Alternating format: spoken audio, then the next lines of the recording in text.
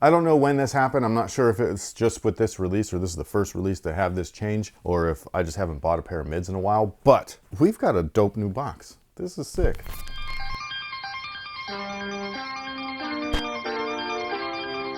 Hey, what's going on, guys? My name's Chris. Welcome back to the official WearTesters.com YouTube channel. Today we got a detailed look and breakdown on one of the, I would say, arguably most popular Air Jordan 1 mids of all time, and that is the Air Jordan 1 mid New Love. But before we deep dive into these bad boys, we do have a quick word from today's sponsor, and that's the good folks over at DoorDash. DoorDash wants us to remind you that you deserve something that makes life easier and saves you money. So give yourself a pass with Dash Pass and get $0 delivery fees on all eligible orders. So whether you need a quick bite to eat, some groceries, or even some office supplies, Dash Pass with DoorDash is here to help you out. Dash Pass is an exclusive membership through DoorDash where you can filter your search results and narrow things down based off of who has $0 delivery fees. So when you happen to forget that one item at the grocery store, or you need to make a quick run for some office supplies but just simply don't have time, Dash Pass has got you covered. So again, get more from delivery for less with Dash Pass, where there are $0 delivery fees and reduced service fees on eligible DoorDash orders. So if this sounds like something that would interest you, make sure that you sign up for Dash Pass with the link in our description box or the QR code that you see on the screen now, and all new members get 30 days free. Now with that being said, like I was saying before, it looks like that these have a brand new box lid for, I'm not sure if it's this release or not. Like I said, I haven't bought a pair of mids in a minute, but the overall box is the same as a traditional Air Jordan 1 mid box. So you got the Wings logo everywhere, black and red color theme, sort of an ode to the original black and red Nike box that the original Air Jordan 1 highs would come in. But these ones are a flip lid, or whatever you call this, regular box. You know what I mean? There's not a lid that you take off. But again, the graphics on the lid, a little bit different, and I really with this. I think that this is sick. The shoes themselves, I also think are really cool, but I also grew up in, I don't know what you would call it, the original lifespan of Air Jordan products. So like, as I was growing up, there was the flagship models, and then all of a sudden there were retros, and mids were part of that, and I liked it because it was the only thing we had. So if you wanted a pair of Jordan 1s, they were gonna be mids. And this actually is a pack that I just remember super fondly. They originally came out in 2007, and it was an actual 2-pack of sneakers. So while these are releasing by themselves, the original version of this shoe came out side by side with one of my favorite colorways, which is the black toes, and they were awesome. Now, after its initial release in 2007, we saw the shoe release once again as a retro, but by itself for the first time in 2017. Now we're in 2025, and here they are again. I will say that it's probably the best looking of the 3 versions because this doesn't look like the previous 2. And again, the previous 2 was all we were getting back then, so like they were cool at that moment. But I do think that Jordan Brand is, I don't know what you would call it. I guess the best word was like refining, you know what I mean? Like refining its retro product slowly but surely. That is a little irritating for some people. I completely understand that too. But for someone like me that's been buying these shoes for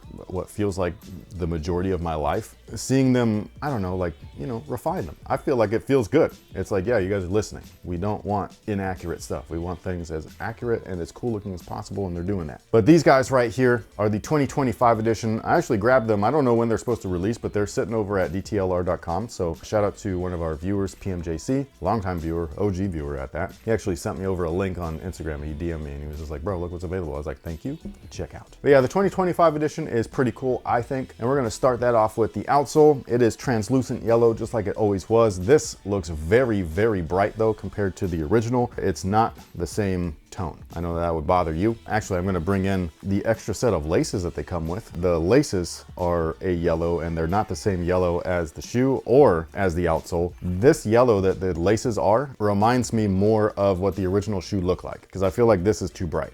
I could be remembering, I felt like this with the UNC 1s. I also felt like this with the Mellow 12s. So for all I know, my brain is up and I just don't know it. But I felt like these were a little bit deeper of a yellow. I can't remember.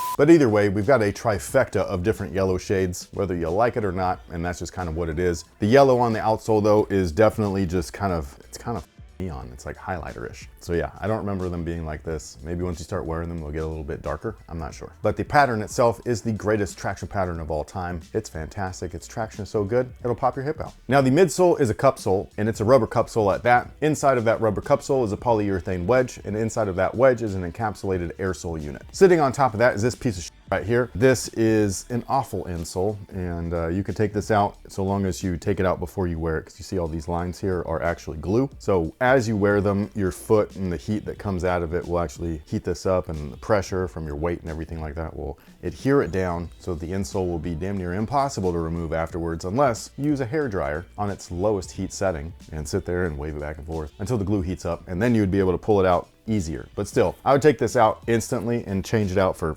anything. Now the upper, based off of what I remember, I feel like, and I'm pretty sure I'm remembering this wrong too. I remember the upper on the original 2007 release being a lot softer and feeling just nicer in hand, but I know that they were synthetics, you know what I mean? Like I know that they weren't good materials. This though, this is an SE release, so typically with an Air Jordan 1 mid SE, and we have talked about this previously in a previous video where we lined them all up together and told you the differences between quality. This is a better quality, they just feel stiff. So I feel like the materials, while better than maybe the 2007 release, they just don't feel as soft as those. But again, they make up for it with the tweaks that they've made along the upper with the shape and all of that stuff. So maybe there's like a trade-off there. But either way, the black material it's an actual leather. It's just not good leather. Not anywhere close to good leather, by the way, but there's leather traces or traces of leather in it. And then on top of basically all of those little like pieces of scrapped leather fibers, they've glued on this synthetic nubuck coating.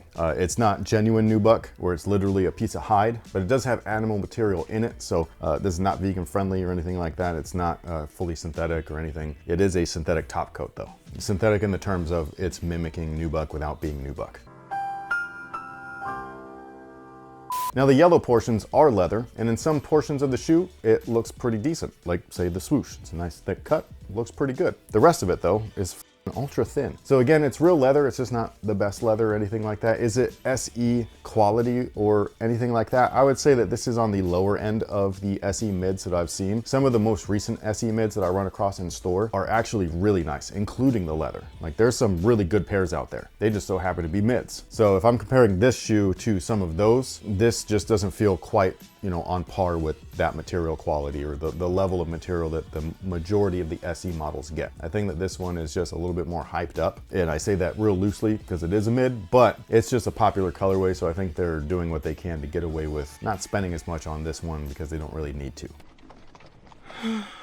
Although I will say that there's a little extra touch here on the ankle collar, which is the Wings logo. It's a jewel Wings logo, which is just like the original version back in 2007 within the pack, but different than the 2017 version, which was just a pressed on logo and stuff like that, like what we traditionally see. So they at least reverted it back to the way that it was supposed to be. So this is more of a one-to-one retro, despite the shape changes, to its original counterpart. Now, if you were to look at a side profile picture of the original, you would see that the collar right here has definitely been reworked since that 2007 release. This guy just feels a lot more natural, looks a lot better. It looks a lot more like an Air Jordan 1 and not necessarily like an Air Jordan 1 mid. Whereas the 2007 release, there was a definite like dip in the collar and stuff like that. They've made it more comfortable to wear, I will say that, especially since some of this, like this synthetic nubuck is stiff, so this is gonna like fuck up somebody's ankles. But again, a refined product. It looks smoother right now, so I like this. The biggest change, at least in my opinion, actually comes on the heel and this little bottom panel right here. As you can see on this most recent 2025 edition, it's just the panel. There's nothing else there. You know what was there originally? The Jumpman logo. It was. But yeah, the original version had a Jumpman on the heel. That's how a lot of the retros after the initial like OG retros from 1999 and stuff like that, that's how they were. I believe that's how the 2017 was as well, with a heel Jumpman. These just look a lot smoother. It's very simple though to be able to look at this and know that this is the newest one versus one of the oldest ones, because again, that's the biggest change. So that's how you would know. The tongue is not my favorite thing. It is nylon, but it's just really padded. Like this is one stiff piece of material right here. They don't put the stitches all the way down them like they have been on some of the more recent ones where they kind of like fold and move along with your foot shape and stuff. But the more that you wear it, the more it'll break in. It's just not my favorite thing. I wish they would just do a regular nylon tongue. If anything, I think I remember these being nubuck, but I could be wrong. Now, in terms of sizing, they do fit true to size. Whatever you typically wear with an Air Jordan 1, that's exactly what I would go with here. Again, the materials are just not quite as soft as something like an OG High or some of the other mid SEs. So you're just gonna need to break them in a little bit. But outside of that, if you used to own these and you really miss them, so here's another chance to get them, or maybe you really wanted them and you didn't get them, again, here's another chance to get them. So I think that this is really cool. It's a shoe that every time I see it, it just brings me back to a simpler time in sneakers. and I really dig it. Like this, at least back then, it was a vibe. But with all of that being said, what is today's user submitted question of the day? Okay, the ability or capability to play basketball or wear anything black. This includes shoes, shirt, heck, even your underwear. If you had to give up one of those two things, which would it be? I'm playing basketball. What kind of question is that? That's the question of the day. Take away something I absolutely love, or something that, I mean, I could live without it. I'd miss you in a black shirt. I mean, I wear predominantly black. I know, so you wouldn't be able to anymore. I know, so I'd have to pick some weird color, but like... Not even hints of black. So yeah, nope. So I'd only be able to wear like solid shoes? Or like... Yes. Yeah. No. Yeah. I'm still picking basketball. But those other shoes still exist, right? They still exist, you just don't get to have them. Okay. You know how long I've lived without them things?